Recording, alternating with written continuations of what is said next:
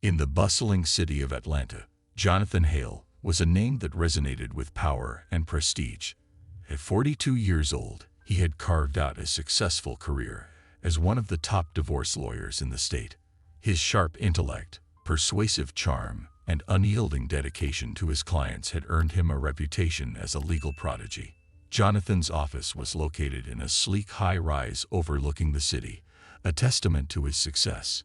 He was a tall man, with salt and pepper hair, and an air of authority that commanded respect. His personal life, however, was a different story. Despite his professional success, he had endured a string of failed relationships and remained largely solitary, pouring himself into his work as a distraction from his personal discontent. Emily Grant, a woman in her early 30s, was a stark contrast to Jonathan. Elegant and poised, Emily had grown up in the affluent suburbs of Atlanta. She had met Thomas Grant, prominent businessman with a net worth in the millions, while attending a charity event. They married 3 years ago in a lavish ceremony that was the talk of high society. Emily had always been admired for her beauty and grace, but beneath the surface, her marriage was fraught with turmoil. Thomas was known for his abrasive personality and relentless drive, traits that had strained their relationship. Emily's own background was filled with aspirations of independence and self-worth, but her marriage had left her feeling increasingly trapped and unfulfilled. The case began innocuously enough. Emily approached Jonathan Hale with a request for a divorce, citing irreconcilable differences. To the outside world, it seemed like a typical high-net-worth divorce. Emily's request was accompanied by a hefty retainer fee, ensuring that Jonathan would devote his considerable talents to her case. As he delved into the intricacies of the divorce, he discovered that Emily was seeking a substantial financial settlement. Thomas Grant, on the other hand, was adamant about contesting every aspect of the divorce. He refused to agree to any terms that would favor Emily, driven by a mix of spite and a desire to maintain control. Jonathan's initial focus was purely professional. He meticulously reviewed the couple's financial records, drafted legal documents, and strategized for the impending negotiations. Yet, as weeks turned into months, Jonathan found himself increasingly drawn to Emily. Her vulnerability and quiet strength captivated him. He began to see her not just as a client, but as a woman who could offer him a sense of purpose and emotional connection that he had been missing in his life. The change in Jonathan was subtle at first.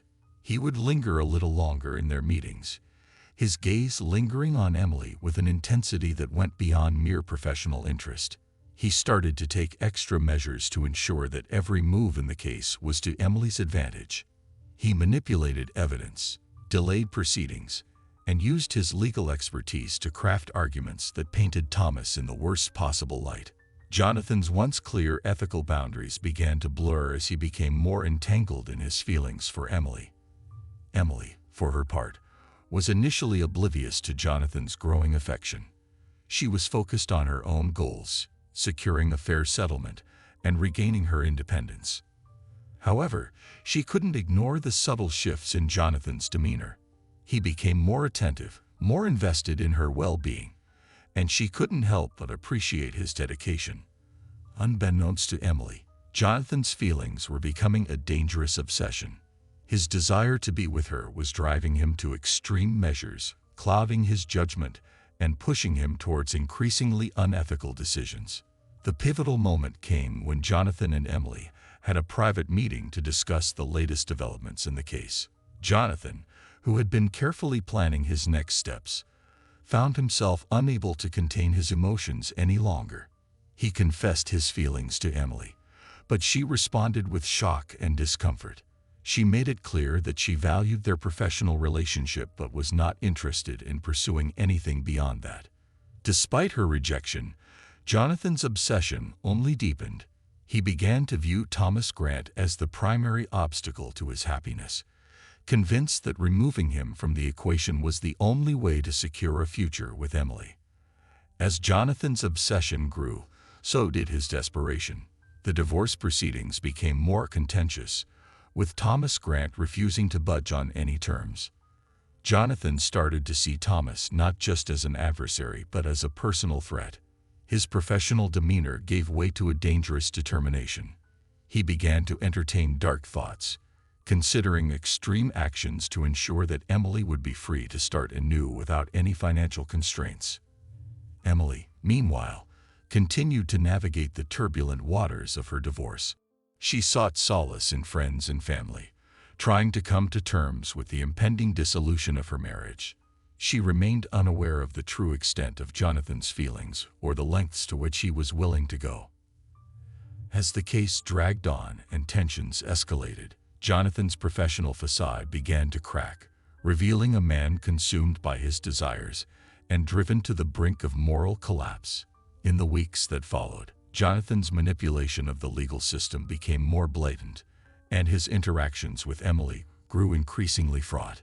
The line between professional duty and personal ambition had become dangerously blurred, setting the stage for a tragic and irreversible course of events. Jonathan Hale's descent into obsession had begun, and the consequences of his actions would soon spiral beyond anyone's control. The divorce proceedings between Emily and Thomas Grant had reached a fever pitch. Thomas, a formidable businessman in his mid-40s, was not the type to concede easily. With a career built on dominance and power, he was used to getting his way, and he had no intention of letting go of his assets or his pride without a fight. Standing at 6 feet tall with a commanding presence, Thomas was known for his unrelenting determination and sharp business acumen. His marriage to Emily had been marred by conflicts and power struggles, but their separation was proving to be just as tumultuous. Jonathan Hale, now deeply entangled in his feelings for Emily, found himself increasingly frustrated by Thomas's obstinacy. What had started as a professional challenge had escalated into a personal vendetta. The stakes were no longer just about money and legal strategy. Jonathan was convinced that Thomas's resistance was directly impeding his own pursuit of happiness. His obsession with Emily had transformed the case into a battleground where his personal desires overshadowed his professional responsibilities. In the confines of his sleek office, Jonathan paced back and forth, his mind racing with plans and schemes. He had already used his legal prowess to manipulate the proceedings to Emily's advantage, but Thomas's refusal to settle had thwarted his every attempt. Thomas had dismissed any offers for compromise and had engaged in a series of counterattacks that questioned Emily's credibility and financial claims. Each failed negotiation only fueled Jonathan's frustration and desperation. Jonathan's frustration was compounded by the growing tension between him and Emily. Despite her initial acceptance of Jonathan's professional approach, she had started to notice subtle changes in his behavior. His demeanor had become more intense and less focused on her well-being. Their meetings, once centered around legal strategies and case updates, had become fraught with emotional undercurrents that Emily found increasingly unsettling. She sensed that Jonathan's dedication had crossed a line, but she couldn't quite put her finger on what had shifted. Meanwhile, Thomas Grant was taking the combative approach to the divorce. He hired a fierce legal team to counter Jonathan's every move, and their tactics included aggressive cross-examinations and public attacks on Emily's character. Thomas's refusal to agree to any settlement terms was rooted in a combination of pride and spite. He wanted to make sure that Emily, and by extension Jonathan, paid dearly for what he perceived as an unjustified attempt to strip him of his wealth and dignity. The more Thomas resisted, the more determined Jonathan became. He began to see Thomas not just as a legal opponent, but as an enemy standing between him and a future with Emily. Jonathan's attempts to persuade Thomas to settle were met with increasing hostility. In one particularly heated meeting, Thomas accused Jonathan of unethical practices and threatened to expose him if the case continued in its current direction. Jonathan, usually composed and controlled, found himself seething with anger. Jonathan's mounting frustration led him to more desperate measures. He started to delve into Thomas's personal life, searching for any leverage he could use against him. He hired private investigators to uncover any potential scandals or weaknesses that could be exploited. Despite his professional facade, Jonathan's actions were becoming increasingly reckless and morally questionable. He was willing to cross any line to ensure that Emily received the financial settlement she desired, and in turn, to fulfill his own personal desires. Emily, on the other hand, was struggling to cope with the escalating drama. Her friends and family were growing concerned about the toll the divorce was taking on her. They noticed the strain in her face and the distraction in her eyes, but Emily was determined to see the divorce through. She continued to meet with Jonathan, trying to balance her need for legal support with her growing unease about his behavior. She couldn't deny the skill and dedication Jonathan brought to the case, but the growing intensity of his involvement was starting to weigh heavily on her. The tension reached a breaking point when Jonathan arranged a private meeting with Emily to discuss the next steps in the case. He had meticulously planned the meeting, hoping to use it as an opportunity to persuade Emily to support a more aggressive legal strategy. However, the conversation took an unexpected turn when Jonathan's suppressed emotions surfaced. He tried to convince Emily that Thomas was manipulating the situation and that they needed to take drastic action to counter his tactics. Emily, already weary from the ongoing conflict, was taken aback by Jonathan's forcefulness. She questioned his judgment and expressed concern about the ethical implications of his proposed strategies. Jonathan's response was a mixture of frustration and pleading, revealing a side of him that Emily had not seen before. He spoke passionately about his desire to help her and protect her, but his words were tainted by an undercurrent of desperation that Emily found troubling. As the days went by, Jonathan's actions grew more erratic. He began to see Thomas as an obstacle that needed to be removed, not just for Emily's sake but for his own. He started to entertain darker thoughts, imagining scenarios where Thomas would be out of the picture permanently. His professional facade was slipping, and his obsession with Emily had clouded his judgment. The case continued to drag on, with neither side willing to back down. Jonathan's frustration reached a boiling point as he realized that every effort to sway Thomas was met with resistance. He began to see Thomas not just as an adversary, but as a personal enemy standing in the way of his happiness. The thought of losing Emily to the prolonged legal battle was unbearable to him, and he began to consider more drastic and dangerous measures. In a fit of rage and desperation, Jonathan started to devise a plan to deal with Thomas once and for all. His legal maneuvers took a back seat as his focus shifted to a darker and more sinister strategy. The lines between his professional duties and personal desires had completely blurred, setting the stage for a tragic and irrevocable course of events. Jonathan's descent into obsession and moral decay had reached its zenith. As he continued to plot and scheme, the ultimate confrontation between him and Thomas Grant loomed on the horizon. The divorce case, once a battle of legal wits, had transformed into a deadly game of cat and mouse, with Jonathan willing to risk everything for a chance at a future with Emily. The simmering tension between Jonathan Hale and Thomas Grant reached its breaking point. The divorce case had become a high-stakes battle, and Jonathan's obsession with Emily had led him down a dark path.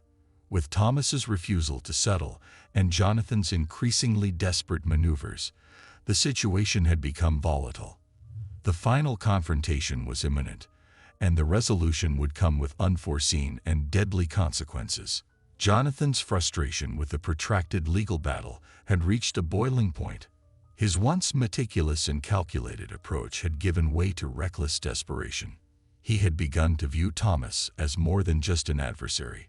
Thomas had become the embodiment of every obstacle standing between him and the future he envisioned with Emily. Jonathan's mind was consumed with thoughts of eliminating Thomas, and he had begun to entertain dangerous fantasies of violence. The idea of a violent resolution took shape in Jonathan's mind. He planned a final meeting with Thomas under the guise of discussing a potential settlement. Jonathan knew that Thomas, despite his obstinate nature, would be willing to meet to discuss any last-minute offers. He carefully crafted the meeting to ensure that it would take place in a secluded location, away from prying eyes. Jonathan chose an abandoned office building on the outskirts of the city, a place he had visited before for its isolated and private nature. The night of the meeting arrived. Jonathan, dressed in a sharp suit that belied his inner turmoil, arrived at the abandoned building early. He checked his appearance in the rearview mirror of his car, his face a mask of calm determination. His mind raced with the plan he had meticulously developed. He had brought a concealed weapon, a sleek, small pistol, hidden within the folds of his jacket. He had rehearsed his lines and prepared for every possible scenario. His only goal was to confront Thomas and ensure that he would no longer be an obstacle. Thomas Grant arrived at the building shortly after Jonathan. His demeanor was confident, but there was an underlying tension in his movements. He was a man used to being in control, and the atmosphere of the abandoned building did little to calm his nerves. He was unaware of the true nature of the meeting or the danger that awaited him. As he walked into the dimly lit space, Jonathan greeted him with a forced smile and a veneer of professionalism. The initial pleasantries were brief. Jonathan attempted to steer the conversation towards the legal aspects of the case, but it was clear that Thomas was not interested in negotiating. The tension in the room was palpable. Thomas accused Jonathan of being unethical and manipulative, his voice echoing off the bare walls. Jonathan's frustration mounted as Thomas dismissed every proposal with contempt. It was clear that Thomas was not going to make concessions, and Jonathan's carefully laid plans were unraveling. Jonathan's patience wore thin. He had been pushed to the edge by the prolonged battle, and the realization that his dreams of a future with Emily were slipping away. As Thomas continued to berate him, Jonathan's mind snapped. The carefully crafted facade of control shattered, and Jonathan's obsession took over. He reached for the concealed pistol, his hands trembling with a mixture of fear and determination. The confrontation quickly escalated. Thomas, noticing the shift in Jonathan's demeanor, grew increasingly agitated. He demanded to know what Jonathan was playing at, but his demands were met with silence.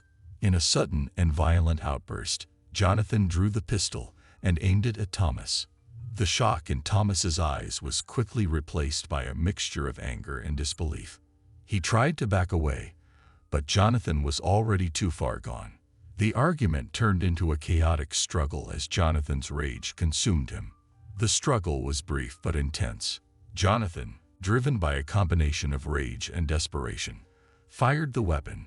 The sound of the gunshot reverberated through the empty building, a stark contrast to the stillness of the surroundings. Thomas collapsed, a look of surprise etched onto his face. Jonathan stood over him, his breath coming in ragged gasps. The gravity of his actions hit him almost immediately. What had begun as a plan to remove an obstacle had ended in cold-blooded murder. Jonathan's mind raced as he attempted to cover his tracks. He quickly devised a plan to make the shooting appear as an accident. He moved Thomas's body to a position that would suggest a struggle and attempted to stage the scene as if Thomas had been attacked by an unknown assailant. He wiped down the pistol and any surfaces he had touched, leaving no evidence that could directly link him to the crime. As Jonathan left the building, he felt a growing sense of unease. The adrenaline from the confrontation was wearing off, and the reality of what he had done began to sink in. The murder of Thomas Grant was not just a crime. It was a catastrophic mistake that would have far-reaching consequences. Jonathan returned to his office, trying to maintain a semblance of normalcy. He was aware that the police would be investigating Thomas's death, but he convinced himself that his preparations had been sufficient to avoid detection. The following morning, news of Thomas Grant's death spread quickly. The media reported it as a tragic and mysterious murder, with little information about the perpetrator.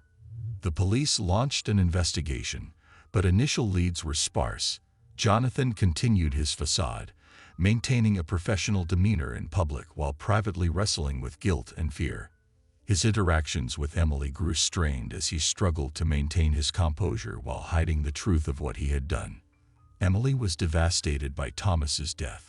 The shock and grief were compounded by the knowledge that her divorce had culminated in such a tragic outcome. She struggled to reconcile the loss with her ongoing legal battle and her complex feelings towards Jonathan. Jonathan, sensing Emily's growing suspicion and distress, tried to distance himself, rationalizing that his actions were justified in the pursuit of her happiness. However, the investigation into Thomas's murder soon began to narrow in on Jonathan. The police discovered inconsistencies in his alibi and began to investigate his background more closely. Jonathan's meticulous planning had failed to account for every detail, and the evidence slowly started to build against him. Witnesses came forward, and forensic evidence pointed to Jonathan's involvement. The pressure mounted as the investigation progressed, and Jonathan's once secure world began to crumble. As the evidence piled up, Jonathan's facade of innocence began to falter. The police, armed with a growing case against him, confronted Jonathan with the evidence of his guilt. Faced with mounting evidence and the inevitable conclusion of his actions, Jonathan's world collapsed. He was arrested and charged with the murder of Thomas Grant. The legal expert who had once wielded power and influence now found himself on the other side of the courtroom. The trial that followed was a media sensation. Jonathan's fall from grace was a dramatic and shocking turn of events. The details of his obsession and the lengths he had gone to secure Emily's favor were laid bare for the world to see. The prosecution presented a compelling case, and Jonathan's defense could not counter the overwhelming evidence against him. His once stellar career was reduced to a series of scandals and criminal charges. In the end, Jonathan Hale was convicted of murder. His life, once marked by power and success, was irrevocably shattered. He was sentenced to life in prison, a fitting punishment for the crime he had committed. Emily, left to grapple with the aftermath of Thomas's death and Jonathan's betrayal, found herself in a position she had never anticipated. The legal and personal battles she had endured had left her scared, but she resolved to move forward, seeking to rebuild her life in the wake of the tragedy. The story of Jonathan Hale's descent into obsession and murder served as a cautionary tale about the dangers of unchecked ambition and the consequences of allowing personal desires to overshadow professional ethics. The once prominent lawyer's life had become a testament to the destructive power of obsession and the inevitable downfall that awaited those who lost sight of their moral compass.